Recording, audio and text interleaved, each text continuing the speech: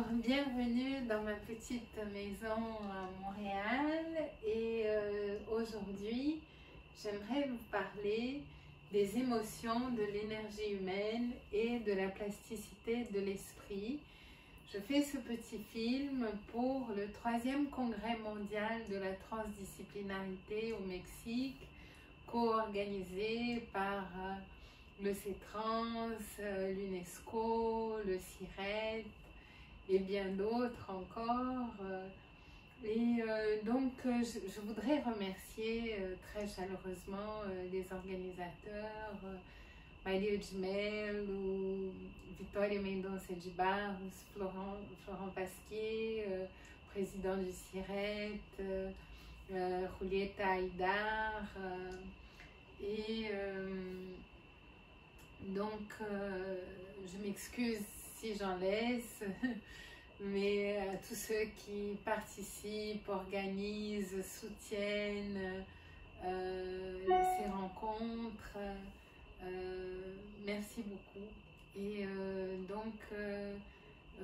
je vais présenter ici une recherche que j'ai faite conjointement avec le professeur docteur Frédéric Andrès au Japon et qui m'a beaucoup inspirée dans ce travail parce que sans lui, je n'aurais jamais fait le lien entre les émotions et l'énergie humaine et sans doute ce n'est pas un hasard que ce concept des émotions va se raccorder à un concept plus oriental des énergies humaines et ou de l'énergie humaine, bien sûr aussi développé par Teilhard de Chardin, mais ici je vais parler plutôt dans le sens du ki, du tai chi, du yoga, des arts floraux, ikebana, du tir à l'arc zen, de cette énergie qu'on mobilise ou qui est paralysée et qui est aussi une thématique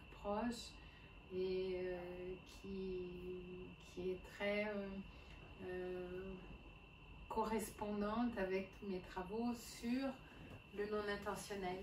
En effet, je recherche sur le non intentionnel depuis 30 ans. J'ai commencé ces recherches avec ma maîtrise sous la direction de Philippe Mérieux à Lyon 2, qu'on a terminé en 1991. Et on travaillait déjà sur les attitudes non intentionnelles dans une relation pédagogique et sur la conscience du non intentionnel. Après, tout ça est devenu plus ample. J'ai travaillé au Brésil pendant 14 ans, à Osasco, à l'université Unifiel, qui est un centre universitaire en fait, à la banlieue de São Paulo. Et là, avec Elisa Angotti-Kosovic et Philippe Mérieux d'abord, Michel Develay ensuite, puis finalement simplement avec Elisa, on a conclu en 2003 la thèse à la Unicamp. Il y a eu toute une période de co-tutelle de thèse et finalement de prise de décision, est-ce qu'on soutient en portugais, est-ce qu'on soutient en français. Et la soutenance a eu un jury à la fois brésilien et avec une appartenance internationale, mais j'ai soutenu en portugais. Et ça a été très intéressant pour moi, cet exercice de métissage des langues pendant le doctorat, et toujours la question du non-intentionnel, de la conscience du non-intentionnel, cette fois en prenant en compte la complexité des différents paradigmes en éducation, en formation, celui de l'universel en France, celui du pluriel au Brésil. Donc le concept a commencé à prendre une autre ampleur. Finalement, j'ai immigré au Canada en 2008 pour des raisons affectives, parce que je me suis mariée. Et là, j'ai fait mon postdoctorat à Laval avec le professeur Thomas Duconin, qui est un professeur émérite de philosophie et spécialiste de la dignité humaine. Il a un très beau livre qui s'appelle La dignité humaine, PUF, et j'ai ouvert ce paradigme à la question de l'Amérique du Nord et encore une fois confrontation avec Michel Henry, l'essence de la manifestation et approfondissement du concept, mais toujours la perlaboration, toujours la Durarbeiten de Freud, Lyotard, toujours cette envie de rendre conscient ce qui est non intentionnel, c'est-à-dire ce qui est présent, mais qu'on a beaucoup de difficultés à contrôler et à accueillir. J'utilise à bon escient ces deux termes qui sont presque antagonistes et qui tous deux travaillent avec le non intentionnel. Qu'est-ce que c'est le non intentionnel alors? Le non intentionnel, c'est tout ce qui est dans un intervalle où l'on sent, puis l'on agit, et ensuite on pense. Donc, il y a un moment où on sent, puis on agit. Perception, sensation, réaction, puis pensée. Alors qu'on devrait, bien entendu, sentir, penser, agir, mais c'est tellement difficile. C'est tellement difficile.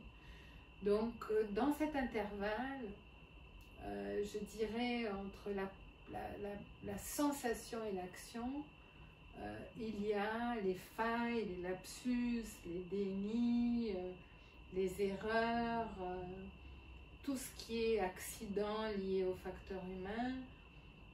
Mais il y a aussi les dérives créatrices, comme la découverte de l'Amérique par Christophe Colomb, qui cherchait l'Inde et qui a découvert les Amériques. Donc, le non intentionnel, il a été très bien défini par Brian Lynch. Il ne cherchait pas à définir le non intentionnel à ce moment-là, il parlait des émotions, mais il disait l'émotion est première. Et très exactement, pour le citer, the idea that emotion comes first and then we think and do or do and think. C'est Brian Lynch in Knowing Your Emotion, page 7, 2010, Chicago, USA. Donc,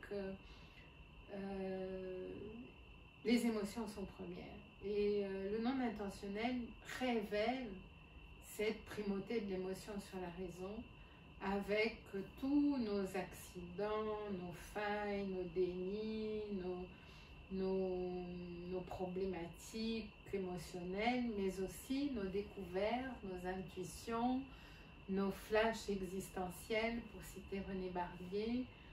Et donc, on peut relire nos travaux à partir du non intentionnel sous un nouveau jour, c'est-à-dire comprendre que très souvent la vérité, elle est réparatrice, elle vient après coup. Comme l'a dit Emmanuel Lévinas, la conscience est toujours à se dégriser. C'est comme si on s'était saoulé et puis tout d'un coup on se dit mais mon Dieu, qu'est-ce que j'ai fait, pourquoi j'ai fait ça et qu'est-ce qui m'a pris et comment je vais reprendre cette échappée belle, cette dérive, cette déclaration d'amour impromptue, cette peur, cette gêne, ce lapsus, comment je vais sortir de cette impasse, comment je vais sortir de ce blocage. Enfin, on a la possibilité de relire, refaire, revoir, regarder, et c'est cette possibilité de perlaborer, comme dirait Freud, hein, des émotions, du Scheinbart, et travailler, mais c'est comme travailler à travers les émotions, hein, et que Lyotard a repris aussi dans l'Inhumain.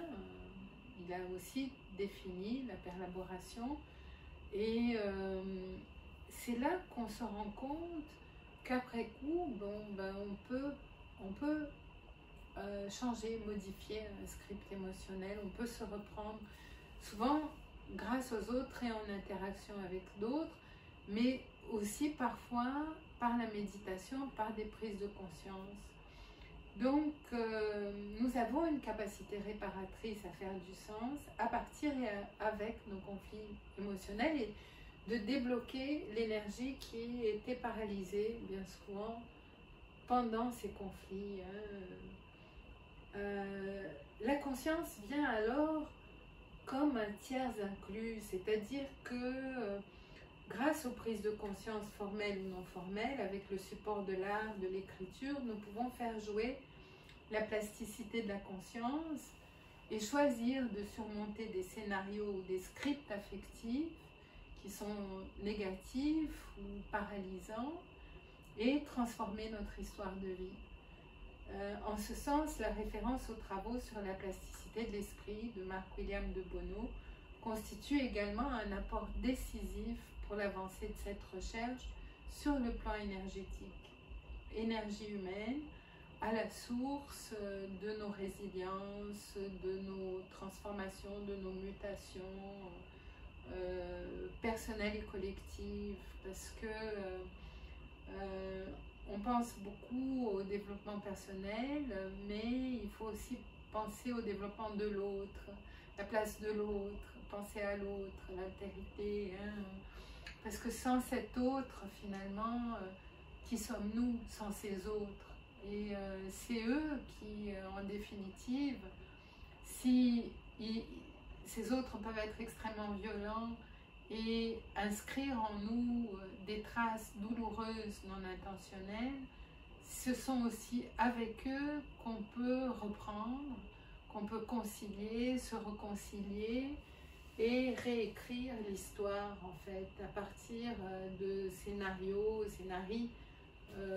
douloureux, et des échanges, des dialogues, des perlaborations, des analyses, des prises de conscience. On peut reprendre l'histoire, et parce qu'on a cette plasticité de l'esprit.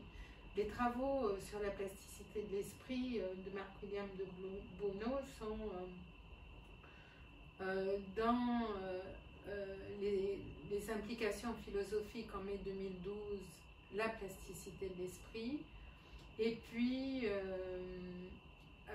publié en 2015, le concept de plasticité, un nouveau paradigme épistémologique, écriture et plasticité de pensée, à Anima Viva, Publish House. En effet, l'art, quel que soit l'art, par exemple un vidéo, mais aussi une toile, un chant, un livre, une page blanche, peut être support à la conscience du non intentionnel. Et la conscience, là, elle a une place neutre, tierce, qui va permettre les échanges. Et c'est très intéressant, cette place flottante, cette place qui ne coule pas, de ces objets qui sont des objets transitionnels, pour reprendre Winnicott ou les travaux du professeur Norman Cornett, qui s'intéresse beaucoup à cette dimension transitionnelle tierce de l'art. Mais comment est-ce qu'on peut faire ça? Comment est-ce qu'on peut accueillir ces émotions et en faire autre chose? Bon, l'art, il va nous permettre de sentir, de voir, d'avoir des flashs, d'avoir des intuitions, puis de penser, et puis d'œuvrer.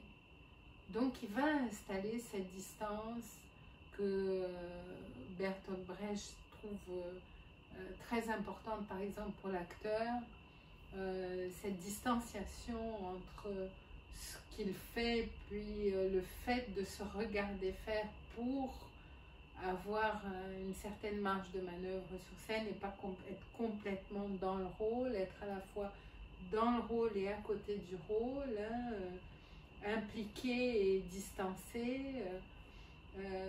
L'art va permettre cela, de sentir, mais de travailler avec le matériau et d'en faire quelque chose. Et ça va être d'autant plus intéressant si on fait des compositions collectives et si on fait des constructions collectives. J'y arrive. Comment on fait? Bon, d'abord, on va travailler sur l'idée de script émotionnel, mais pour que les scripts émotionnels puissent être relus, réécrits, retravaillés ensemble, surtout les scripts d'échecs scolaires. Il faut une sensation de syntonie affective, une maturation. Et j'aime bien le mot couver, comme la poule couve ses œufs, parce que c'est peut-être un mot très féminin, mais la syntonie affective, c'est aussi, vous savez, avant les grands concerts, je pense au Requiem de Mozart, je pense à la 9e de Beethoven, où il y a ces chœurs, cette pléiade d'instruments sur scène, tous ces musiciens. Qu'est-ce qu'ils font avant de jouer? Eh bien, ils vont s'affiner, ils vont se mettre en accord ensemble.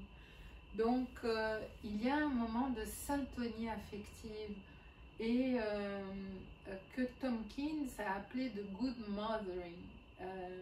Donc, je vais citer Donald Nathanson, et c'était il y a plus de 30 ans, When we study that remarkable phenomenon called good mothering, we notice over and over again the caregiver's ability to tune in on the affect display of her child. In recent years, there has been much research on the transactions of affective attunement, and many scholars are now providing empirical evidence for the interaction mother and infant that Tompkins described in detail nearly 30 years ago. Donc, ce modèle de syntonie affective pourrait nous inspirer et au lieu de construire des murs empathiques en situation de conflit émotionnel, il nous permettrait de dialoguer avec ceux qui sont pris par des émotions négatives à cause des mauvais scénarios construits par le passé, enfouis dans l'inconscient et qui vont ressurgir en précipitant les personnes dans l'erreur ou l'accident. En effet, nous avons des empreintes, des traces sociales et ou transgénérationnelles qui nous conditionnent à éprouver de la peur et de la honte alors que nous pourrions éprouver de la curiosité, de l'inspiration, de l'enthousiasme, de la joie. Donc, cette couvée, cette syntonie affective, cet accueil empathique, c'est très différent d'une espèce de déversoir des émotions. C'est comme si on crée un support, un objet, une place d'accueil pour la rencontre d'émotions parfois contradictoires dans un groupe, pour qu'elles puissent trouver une expression paisible ensemble et résoudre ainsi des conflits émotionnels qui vont très souvent paralyser l'énergie, paralyser l'action, paralyser la mise en place des essors humains, pluriels et uniques à chaque fois, mais qui peuvent se faire aussi ensemble. Donc, des exemples de syntonie affective, je pense à Ho'oponopono, I'm sorry, please forgive me, thank you, I love you, je suis désolée. C'est ce petit mot, excuse-moi, je suis désolée. C'est très simple, mais si difficile à dire parfois. Pardonne-moi, qui permet une reprise de ce qui a été fait. Merci, la gratitude qu'on reçoit par parfois des découvertes, des prises de parole, et puis je t'aime qui nous permet cet amour inconditionnel, cet amour au-delà de l'amour, cet agapé, cet amour aux ennemis, cet amour de l'autre, du différent, de celui qui est pas là où on l'attend et qui tout d'un coup arrive alors qu'on l'attendait plus. Eh bien, cet amour qui va installer un champ énergétique, on dirait positif, que tout le monde perçoit, qu'on ne sait pas trop comment définir, mesurer, qu'on commence à mesurer maintenant. Le professeur Emoto a mesuré des particules d'eau qui recevaient de l'énergie positive, des belles émotions, et l'eau était très pure, et puis quand il y avait beaucoup d'angoisse, de colère, de stress, l'eau était polluée. Comme on est fait d'eau, vous imaginez l'impact des émotions sur l'organisme.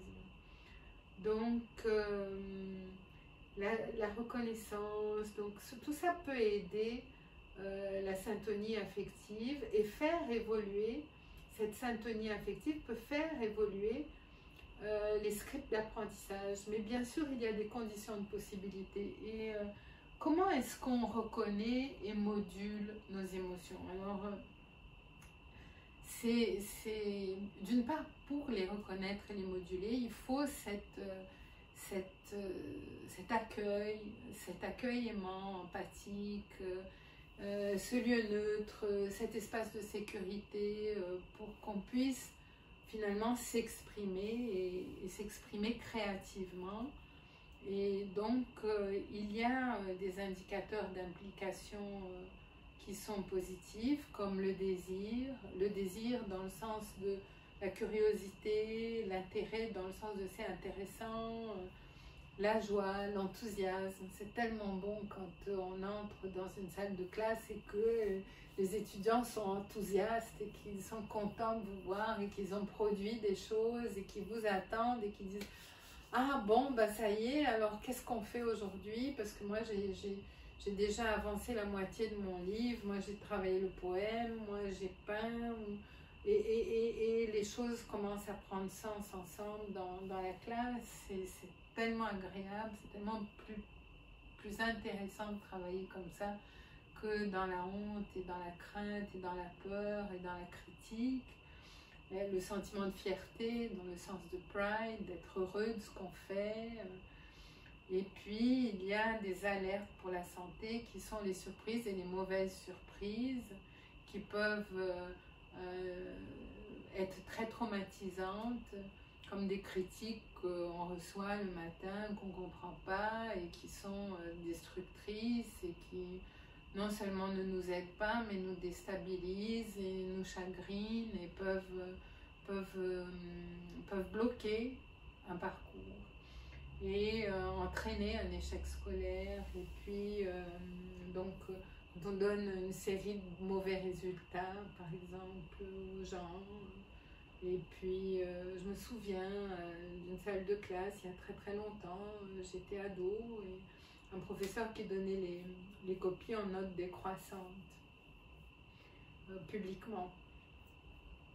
8, 7, 6, 5, 0, moins 1, moins 2, puis il y avait des notes négatives, et les gens étaient très très gênés et honteux. Il y a beaucoup de gens qui ont abandonné à ce moment-là, dans cette école. C'était un moment difficile pour nous tous, de beaucoup de gêne. Donc c'est sûr que ce n'est pas la faute simplement de l'émotion négative, le problème de l'échec scolaire, mais disons que ça n'aide pas. Et puis il y a des émotions qui sont héritées de façon transgénérationnelle et ou sociale, et qui peuvent muter, comme la colère, la peur, le stress, le dégoût, la nausée, la honte. Les émotions sont neutres. La colère, elle peut nous faire avancer. La peur, elle est un bon indicateur parfois, et elle peut nous faire prévoir et préparer les choses de façon à ce que l'accident n'arrive pas. Un certain stress est productif. Le dégoût, la nausée peut nous écarter d'aliments empoisonnés.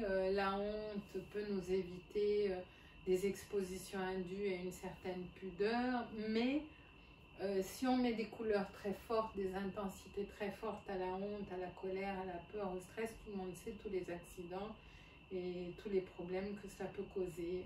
Donc, je dirais que mon temps passe. Ce que je voudrais dire surtout, c'est qu'il existe cette possibilité d'installer un espace neutre, un espace paisible en salle de classe, un espace protégé, un espace où la personne n'est pas attaquée dans son intégrité physique et psychologique, et qui va permettre la résolution des conflits émotionnels et la réécriture de scripts négatifs. Et à ce moment-là, grâce à cette position neutre étudiée en profondeur par Barthes dans ses cours au Collège de France, on pourrait transformer les scénarios à l'origine de nos conflits émotionnels. C'est la position neutre dans un espace sécurisé par la confiance mutuelle et la syntonie affective, on pourrait dire la couvée affective, qui va permettre la réflexion, l'échange des points de vue, la définition des problèmes, l'évaluation des problèmes et la recherche de solutions, qui va permettre la résolution des problèmes émotionnels.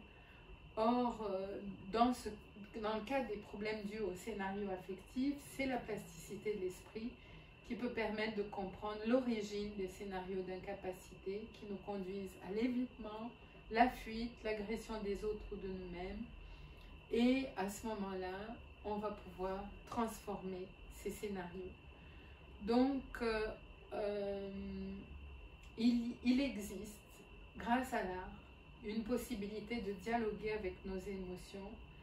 Et cette possibilité repose sur la plasticité de l'esprit et va demander des conditions de possibilité de paix, de neutralité, c'est-à-dire des espaces qui sont sécures, où l'on n'est pas menacé, on n'est pas menacé physiquement, on n'est pas menacé psychologiquement et on peut évoluer avec sérénité dans la création qui n'est jamais facile de nos œuvres collectives et pas simplement nos œuvres personnelles, mais celles où on écoute les autres, on apprend avec les autres, où on se développe avec les autres, où on est dans cette possibilité définie par l'UNESCO, si belle, d'apprendre à vivre ensemble, qui suppose d'apprendre à penser ensemble, apprendre à faire ensemble